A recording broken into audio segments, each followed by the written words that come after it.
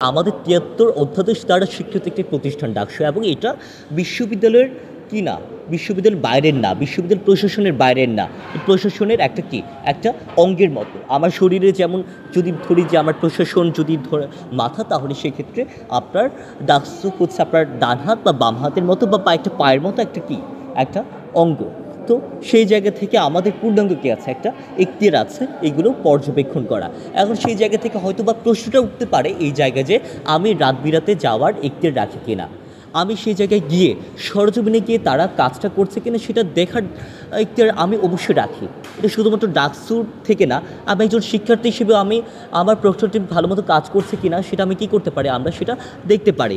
কারণ আমার বিশ্ববিদ্যালয়ের টাকায় যদি তাদেরকে যদি বেতনটা দেওয়া হয়, তাহলে তারা ঠিকমতো কাজটা করছে কিনা সেটার পর্যবেক্ষণ করা কি আমার একজন স্টুডেন্টকে এটা পারে না? অবশ্যই পারে।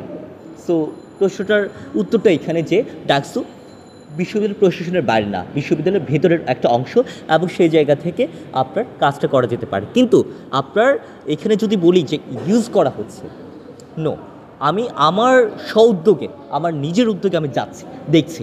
কারণ এখানে অনেক বিষয় আছে যে আপনার লিমিটেশন আছে। আমি গেলে তারা হয়তোবা কিছুটা হলে একটু মনোবল পাই কাজ করার, সেই জায়গা থেকে আমি যাচ্ছি।